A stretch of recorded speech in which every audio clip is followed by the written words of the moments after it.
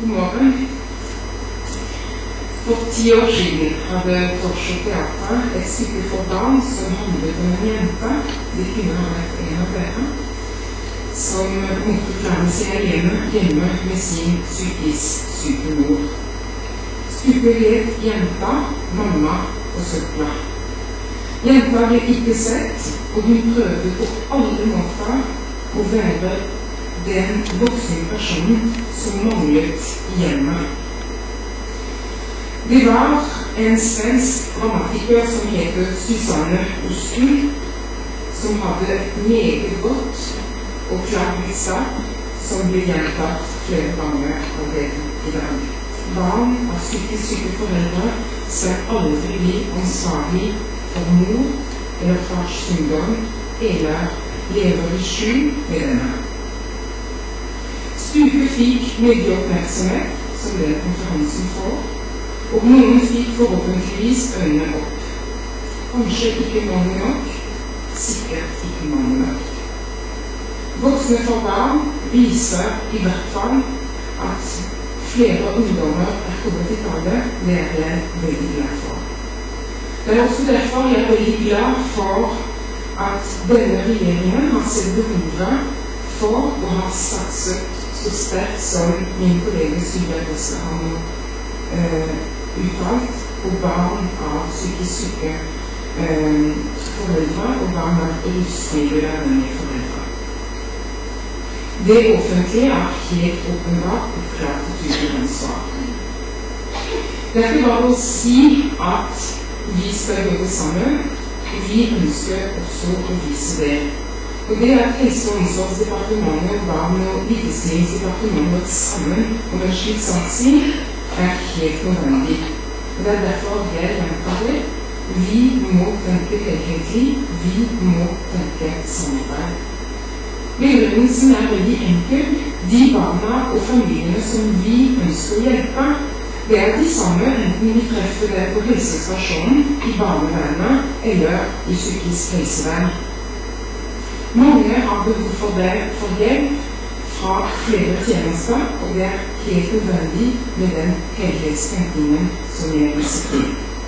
De ulike tilbudene og metodene må ses i sammenheng, og de må utfylle og støtte hverandre for å nå målsettingen om å hjelpe familiene og om å se barn. Helse og barnevern er selvfølgelig området i den satsingen, men omsorg for barn og deres familie er også et ansvar for Justisdepartementet, for Utdanningsdepartementet og sektorene. Det er et gammelt ordtak som er et afrikansk ordtak som sier «It takes a village to raise a child». Og dette gjelder også for dere. Som Sylvia Westerhamn gjorde rede for, er det vanskelig å fremskaffe eksakte tall på hvor mange barn og unge som lever sammen med psykisk helse eller rusmiddelavhengige foreldre. Men vi vet at altfor mange lider under deres foreldres misbruk. Vi har fått i hvert fall en tall fra SSB om hvor mange som faktisk har fått hjelp. Og av de omlag 10 000 nye barna i barnevernet, som er primært i ansvarsområdet, ble det satt i hvert tiltak på grunn av foreldrenes psykisk sykdom eller rusmisbruk i over 14% av tilfellene. Dette er tall fra SSB. 8% på grunn av psykisk sykdom hos foreldrene, 6% på grunn av foreldrenes rusmisbruk. Og da er det igjen det spørsmålet som går, hvorfor er det så vanskelig å oppdage disse barna? Hvorfor har ingen sett dem? Dere sier det selv, min kollega Sylvia Westerhamn også omtalte, det er helt naturlig at barn er lojale overfor sine foreldre. I tillegg så er det mye skam forbundet med å ikke være som andre. Foreldrene selv vil også i mange tilfeller forsøke å skjule sine problemer for omverdenen, kanskje av frykt for å miste barna sine.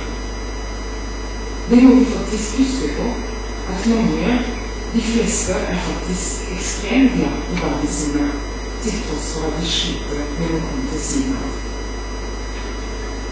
En av våre første utfordringer derfor å komme tidlig inn med hjelp til disse familiene som sliter. Hvordan skal vi få det til? I dag starter en aksjon. Aksjonen heter Se et barn, hvor hjelpeapparatet, men også venner, element, nabo, familie kan faktisk hjelpe inn. Vår underliggende etat, Bufetat, vil dele ut den brosjyren. De har fått støtte fra mitt departement, og dette håper jeg vil bidra til å sette problemstillingen på dagsordenen. Her er det også noe av det dere etterlyser. Hvor kan man faktisk henvende seg? Og som dere ser, er brosjyren veldig enkel.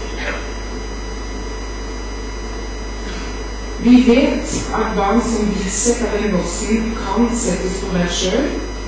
Det nytter å jobbe i den retningen. Når vi oppdager noe som sliter, kan vi ikke lukke øynene og håpe på at det går over.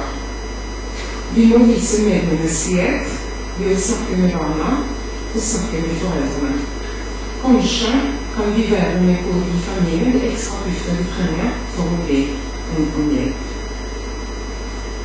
Men den viktigste forutsetningen for at det offentlige skal kunne komme tidligere inn, er at de ulike hjelpetjenestene i kommunene samarbeider.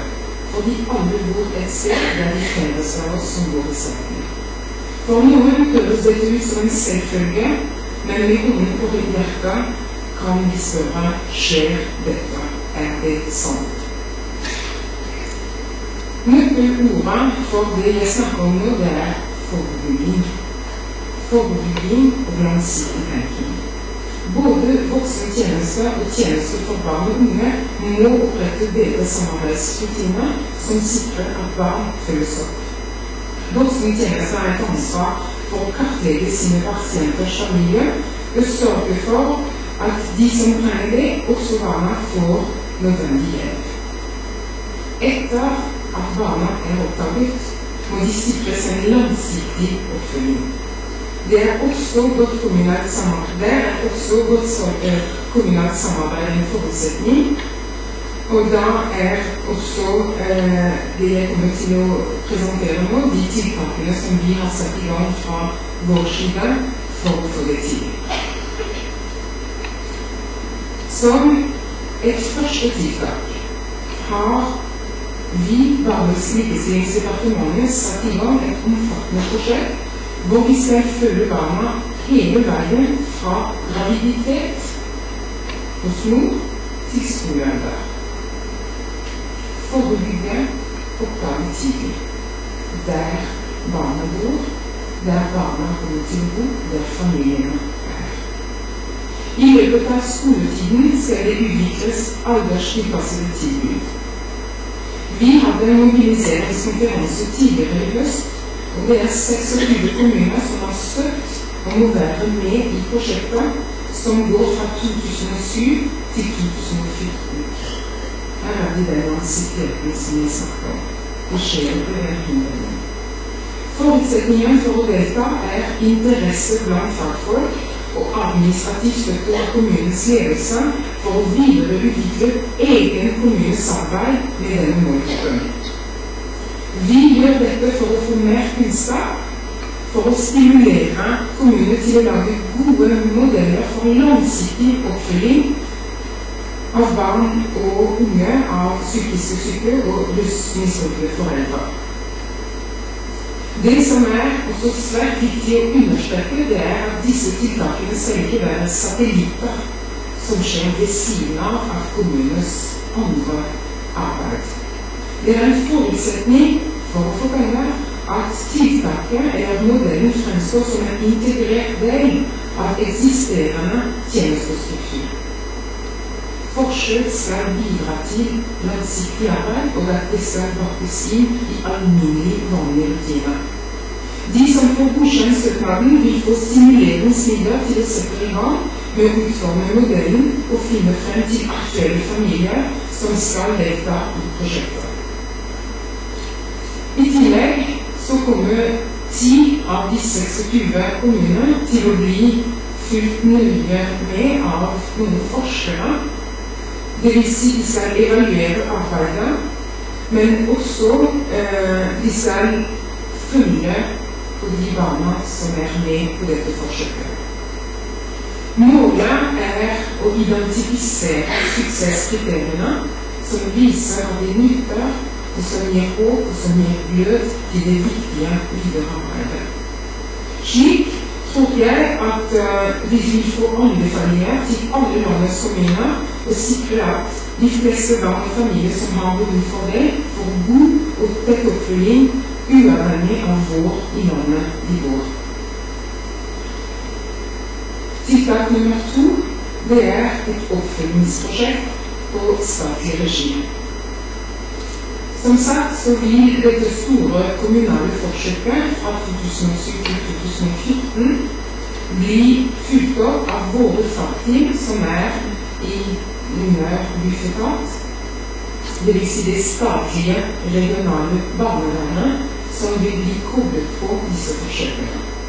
Og der har vi med ekstra midler fra mitt departement opprettet 5 stillinger, det vil si 1 stilling i hver av de regionene, som skal ha et dobbelt ansvar.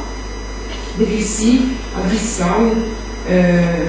de skal bistå kommuner med opplæring og implementering av forskjellige kartleggingsverktøy.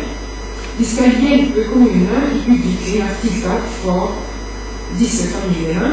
I tillegg skal de koordinere regionenes modell, slik at man skal sørge for langsiktig oppfølging av risikogruppen fra graviditet til skolealder. I tillegg til disse 5 stillingene skal de ansettes en nasjonal koordinator i Barn-, ungdoms- og familiedirektoratet. Oppgaven er da å koordinere den nasjonale barnevernssatsingen og å få den linket til den kommunale satsingen. Vi vet i staten at mye skjer på kommunenivå, men vi har behov for å få oversikt. For det tredje så må tjenestene ha nok kompetanse. For å kunne gi disse barna hjelp til rett tid, må hjelpetjenester i kommunen ha tilstrekkelig kunnskap om faresignalene. Å gripe tidlig inn er en forutsetning, men det er ikke nok. I tillegg så må man ha faglig trygghet, oversikt, riktig kunnskap, riktig kompetanse, gode kartleggingsverktøy. Det spørsmålet som vi har stilt oss, det er skjønner. Vi tror at mange føler seg i dag usikre på hvordan de skal håndtere en eventuell mistanke om at noe er ikke som det skal. Og når jeg sier mange, så snakker jeg mange profesjonelle mennesker. Og når det er grunn til å være bekymret, og når det er behov